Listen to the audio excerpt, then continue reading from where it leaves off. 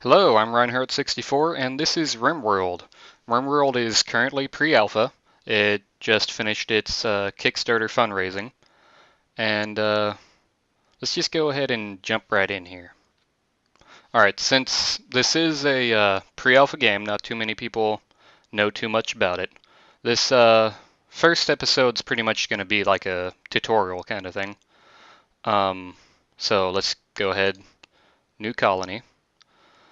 Um, RimWorld has these AI storytellers where they kind of watch you play the game, and depending on how you're doing, it'll, change how the game is going. Like it'll cue different events to pop up, like a traitor to show up, or bandits to attack you, or just to make things interesting. Like it's kind of like Dwarf Fortress, if you've ever played it. Losing is fun, so it's less about how far you get in this game and more about what happens during the game. So I'm just going to start out with the Cassandra Classic, which seems to be the like normal difficulty. There's also Chill Cali Classic, which is kind of easy. Tough Cassandra Classic, which is the harder. Phobie Friendly, which is kind of like playing Minecraft on peaceful mode. It's just really, I, I guess, easy.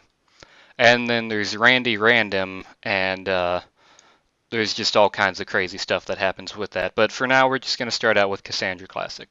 And you can see here, you can check change the size of the map that you start out with. The map's all randomly generated. Let's click next. All right, so you start out with 3 people, and right here you can see their skills and such.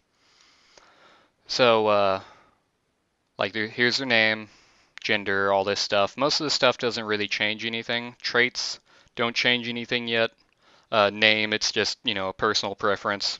I don't know if they die of old age yet, but I'm guessing that's an eventual thing. The only thing that really changes anything right now is their backstory and their skills. So the backstory, you can go ahead and highlight that. It'll have a little description, some interesting fluff, to describe why they have the skills that they have. Like this guy, when he was a child, he was an RimWorld urchin. So that means, he grew up in the alleys and, gangs and stuff. So he's got increased shooting and increased melee. And then whenever he was older, he joined the army and he's got even higher shooting. So what we want to do is get these 3 people to get skills that are actually useful. We can randomize it right here. It'll randomize their name, their backstory. So what we want to start out with is a good miner, researcher, and grower. Those are the important things, and then if we can get any extra stuff on the side, that'll be really good. So let's see what we can get. 7, construction, growing, shooting, melee, and mining. That's pretty good. Let me go over the skills real quick. Construction, you can see there, all of their skills just help them do the related actions faster, so they can construct faster, grow and sow and harvest plants faster, research, mining, shooting, and such. Actually, down here at the bottom, cooking, medicine, artistic, and crafting don't actually have a use yet. It's alpha, but I'm pretty excited to see whenever those will get implemented. So this is a really good general kind of person. He's got decent shooting melee, so he'll be good at defending the place. And then he's got good mining, growing, and construction. So let's go ahead and switch over to our next person to figure out, what we want them to be. Just randomize it. There's a 12 mining. There we go. There's an 11 research. That's probably as good as I'm gonna get right now. So I'm gonna stick with that. And he's still good at shooting and melee. And the only thing that he can't do is socialize or care for people. That means that he won't be able to be a doctor or a prison warden, and we'll get into what that does later. This person, unfortunately, is also not caring or social. So let's go to our third person and try and get us a good prison warden / grower. So there's 9 growing, there's 3 social. That would be good. There we go, 7 social and 10 growing. So that's probably as good as we're gonna get. And this is just a tutorial video, so I'm not going to obsess too much over the skills right now. So let's go ahead and just give them random names. So I'll just, oh, I can't put numbers. That's, oh, can I? No, I can't put numbers. So that'll be me. No, actually that won't, because he's 15, so I don't remember what his name was. That? Female, female. Okay, let's just keep them with their regular names. Okay, so let's go ahead and start. Alright, so now it's going to generate the world. And alright, so this is just a quick, some quick fluff while your people are here. Pretty much the ship that you were on gets attacked or something happens to it and you get jettisoned. And now your people are on the planet. And there they go with their escape pods falling in. And now I'm going to pause it. There we go, as soon as they get out of those pods. Now let's take a look at the map. Alright, so just a quick overview. This is sand. This is rough stone right here.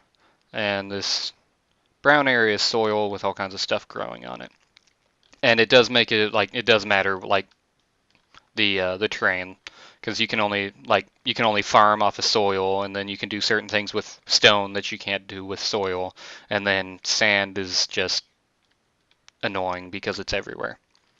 Alright, so the first thing we're going to do is look around for a decent spot to live, pretty much. Like, it drops you in here, and it's got all your little starting amenities here, but you generally don't want to stay there. Sometimes you'll land in a good spot. I think the best spot would be down here. Okay, so here we go. Let's go ahead and start with the basic stuff. This is a dumping area. This is where you can move all kinds of, like, dead animal bodies, all kinds of trash. Like, there's some slag debris here, which is just, random bits of metal that exploded or something. Here's some rock debris. That's where all that stuff goes into your dumping area. And that's just to keep it out of the way, keep it out of your base, so that it doesn't cause a problem. This right here is your stockpile. This is where you put all the items that you need to build with or to eat, or, it's kind of like your community's, stick everything there. That's where everything goes. These right here are sleeping spots. They're not full beds, they're just designated sleeping areas. They're not too great at keeping your people rested. Speaking of which, your people have to eat, they have to sleep, and they generally have to be happy. Like, this right here is his loyalty, happiness, it says it right there, loyalty, happiness, fear. It's all the gauges and stuff to track that. And you can see he's pretty happy because it's a new colony. He's not happy because it's dark and it's an ugly environment, so he's not pleased with the air around him. So each of these people have, things that they like and things that they don't like. It looks like right now everybody's pretty much feeling the same way. Okay, so like I was saying, these sleeping spots aren't great at making your people feel rested, but they'll do the trick. It's better than not being able to sleep anywhere and just dying. Sorry about that. A few technical difficulties. Anyways, as I was saying, they also need places to eat from, which we'll get to that in a little bit. For now, why don't we just go ahead and get started. The game starts you off with some random pieces of, some piles of food and piles of metal sitting around so that you can start off pretty quick. That's what this stuff is, the kind of brown, kind of looks like unprocessed copper or something. So I can highlight that, and right now it's forbidden. That's why it's got the little X's on it. That way your people don't, run out in the middle of a firefight or something and get themselves killed. So I'm going to go ahead and unforbid that, and then this over here is some food, and we're going to unforbid that. So they should, after they're done walking wherever they're walking, they should immediately start and go grabbing that stuff. So let's just clean this area up real quick, and then I'll talk to you about skills and whatnot. Let's speed it up a little bit. There we go. So now they're just standing around. They don't have anything to do. So now we're going to go to overview. This is where you decide what your people are going to do. Like as you saw previously, everyone's good at particular skills, and you don't want them wasting time doing stuff that they're not going to enjoy. So this is Dixon. She was the one who was good with social skills. So I'm going to turn it on for doctoring and warden, and then she's not good at constructing. Repairing is also off of the construction skill. So we're going to turn that off. And you can gauge the general, aptitude they have for skills by looking at these boxes. Like if you look at John's the scientist, she's got she? Yes, she has a 6 out of 10 aptitude for researching. So that's why the box is lit up like this. And then if you see up here, Potts is a 2 out of 10, and that's why it's really dark. So that's just a really good way to quickly, check how good they are. So Potts is really good at constructing, repairing, growing, pretty much not good at just researching. So that's actually a really good person to start out with. So Dixon the Oaf is going to be our grower, so I'm going to turn off mining. Okay, so I'm just basically setting up how I want this crew to run for now. So first thing that I'm going to do, because I like science, is get a research table real quick, and then I'm going to unpause the game, and someone should rush over there and start making stuff. Alright, so research table is where, your scientist will do their research. Right now you can see that she's not doing anything because I haven't told her to research anything. If I go in the bottom right to this research button, there's all this stuff right here, and I'm just going to start out with hydroponics, which allows me to build hydroponics tables so that I can grow crops indoors, and it kind of speeds up the entire farming process. It's really handy. So I'm going to tell her to research that. And after she's done walking to the spot, she'll go over there and she'll start researching. And I'm going to go ahead and speed it up so you can see as she gets closer to finishing it, this little bar is going to fill in. But we're not just going to have her do just that and focus on that because that would be incredibly inefficient. So I'm going to have the other two mine this stuff. I've already highlighted it, so it's kind of hard to see. But this is metal here. It's got these little orange golden flakes in it. That's how you can tell that it's got metal in it, and they'll go and mine it, and the metal will pop off next to them, and then eventually they'll take it to the stockpile. This other stuff over here is just, rock, just basic stuff. So I've got that, and now when they're done walking around, they'll walk over here and start mining, except I messed up. I don't want my scientist to mine. In fact, I'm just going to tell her to not do anything except for mining. Also, if you can see, this higher priority left, low priority to right. Researching is the lowest priority thing, so to ensure that she continues researching, I have to turn all this off. And actually, let's look at Dixon. Dixon isn't doing anything. 2 out of 10 mining is better than her just standing around and doing nothing. So once she's done walking around, she'll rush over there, and there you see there's some metal popped out. Okay, as you can see in the top right, there's these little kind of notifications. They're not obtrusive or anything, they're not in your way. It's just letting you know, the kind of stuff that you need to take care of. So I need a meal source. So the only meal source that you really want, well, the only meal source that's really available right now other than just eating raw food is a nutrient paste dispenser. It kind of takes all the food that you've gathered up and turns it into a paste for your people to begrudgingly eat. They don't really like it, but it's better than just, eating unprocessed food. So I'm going to go ahead and tell him to build that. So he'll run over there and start building a solar generator, which I need to power the nutrient paste dispenser. So solar generator, basically just whenever it's daytime it generates power, whenever it's nighttime it doesn't. And if there's any eclipse, then you're kind of out of luck for a couple of days. Okay, so, and then I place down this battery right here. The battery will obviously store power. And if I open this back up, you can see these little blue lines show how the power is transferring. So the power is transferring directly from the solar panel over to this battery right here. And then if I put down one of these little power conduits, it'll build that and it'll transfer power along that. But I don't want to do that right now, so I'm actually going to cancel that. And I'm going to put the nutrient paste dispenser down. All right, you see this little yellow circle at the bottom? That's where it's accessed from. So you kind of want to have everything kind of pointing in a similar direction so that, you know, they don't have to go out away from the rest of your stuff to get it. That's pretty important whenever you're being attacked, but for right now, it's fine. All right, so we finished research on hydroponics, so I'm going to click on research screen and go to the next one, which are pneumatic picks. It's going to make mining 20% more effective. I'm not sure how the coding for that is. I don't know if that directly, you know, goes to 20% faster mining or if it's just more effective. Like, I don't know. But, you know, okay. Basically, just for now, just think of it 20% faster.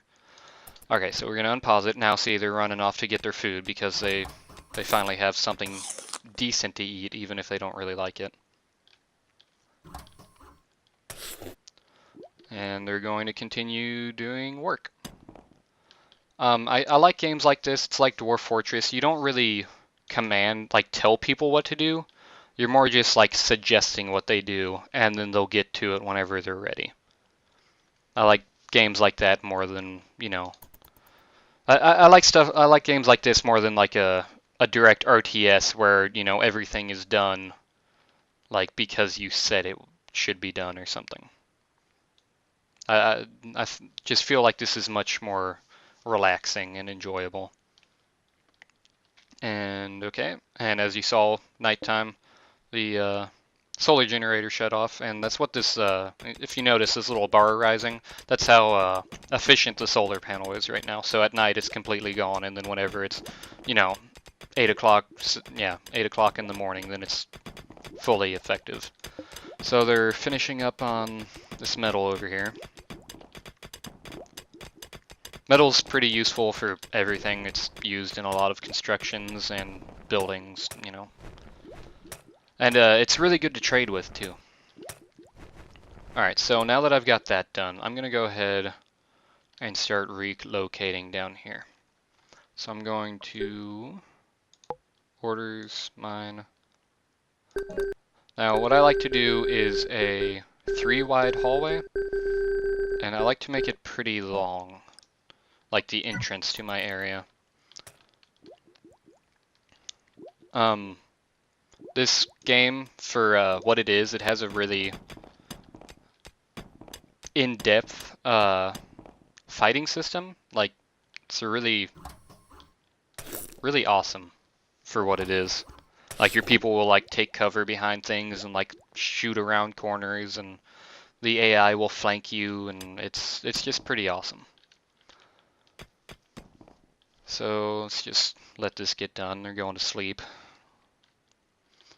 Okay, but anyways, as I was saying, pretty much to relocate people, the areas that your people are going to be running around a lot are their sleeping areas, the stockpile, and the paste dispenser.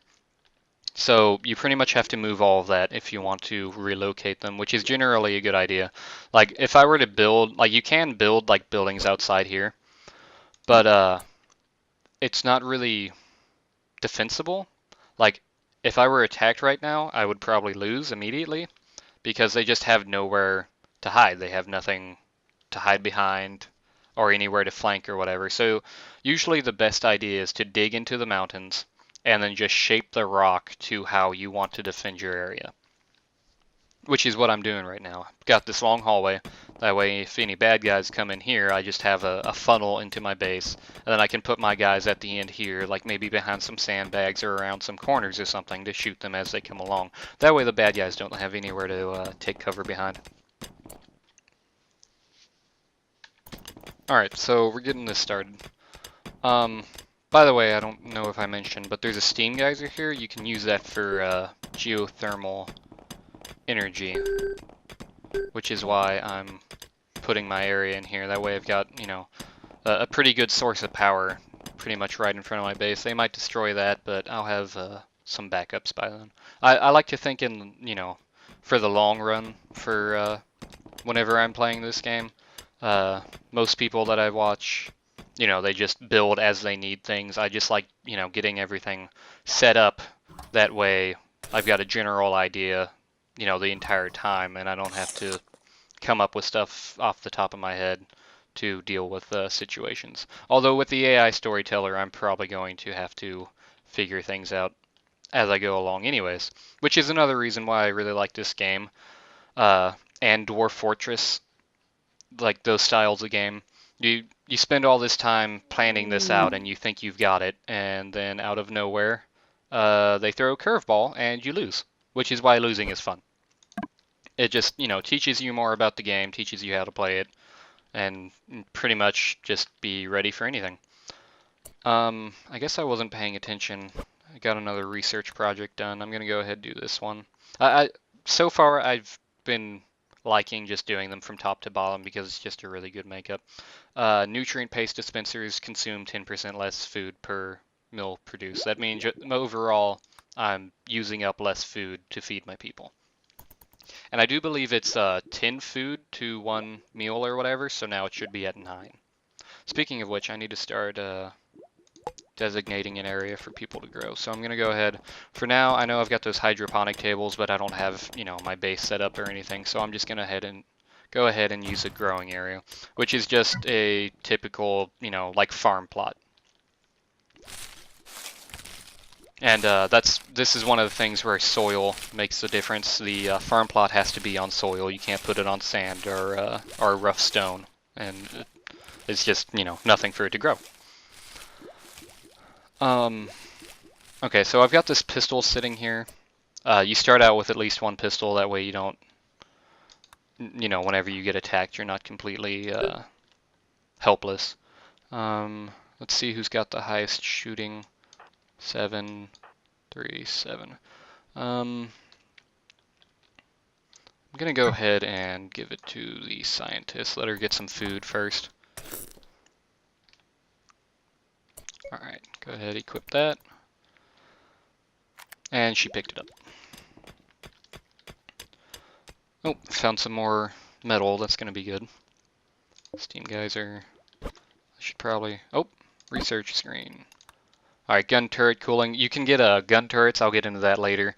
But this research right here, they usually just shoot 3 round bursts. Now they're going to shoot 4 round bursts.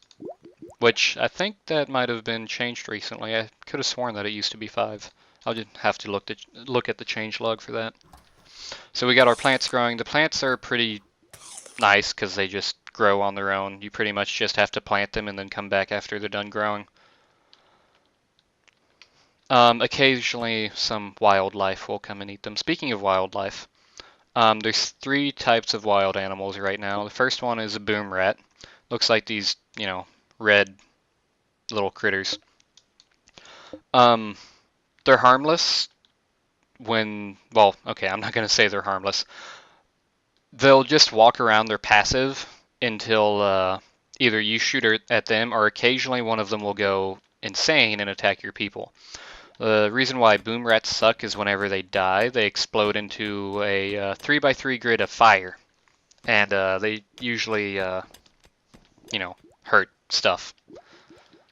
Then we've got the squirrels. The same thing, they're harmless unless you attack them or unless they go crazy. And I've actually seen an event where they don't just go crazy, they get like super strength, and every squirrel on the map will come and attack you. That's pretty much a game over right there. Oh, speaking of which, right here, local squirrel has gone mad. It will attack everyone it sees. So hit OK. There used to be a second button on that little mail thing that said jump to, and it'll just like show you which one it is. Here we go, I found it. But that was removed for some reason. Okay, so here's the crazy squirrel. And you can see right here, melee attacking pots. So I need to get my person with a gun, which is my scientist right here. And go ahead, resume it. Let her finish eating real quick. Okay. And now, You can press R, it'll draft them, and then it'll give you direct control over them. That's really useful for fighting. Oh, and the squirrel is attacking a boom rat, so maybe we'll get to see the boom rat explode. Okay, so now she's shooting at the squirrel and missing terribly. Oh, she hit it. She hit it again. And it's dead. There we go. So R again to undraft her. She'll go back to doing what she was doing before. And we got a dead squirrel. You see the little X, it's forbidden, so I can press F, unforbid it, and eventually they'll drag the body over here to the dumping area. That way it's out of the way. Okay, let's see. We've got 2 colonist idle, so are they done? Yeah, they're done digging. So I'm going to go ahead and... Nope, not enough room. Need to put a geothermal generator down. So let's mine some more of this area out. They should rush off over there. They should rush over there. Go. There we go. Speed it back up.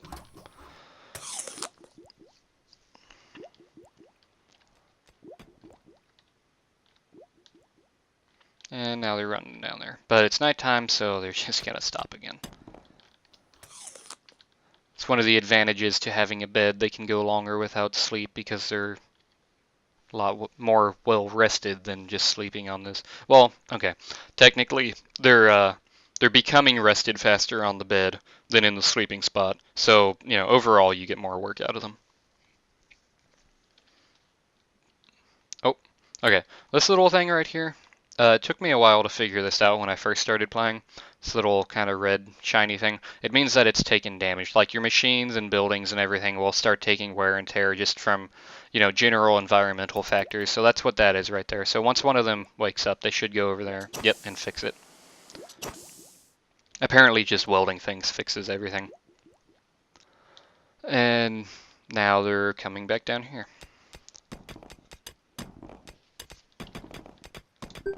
And, oh, finished researching. So let's go to blasting charges. Blasting charges are...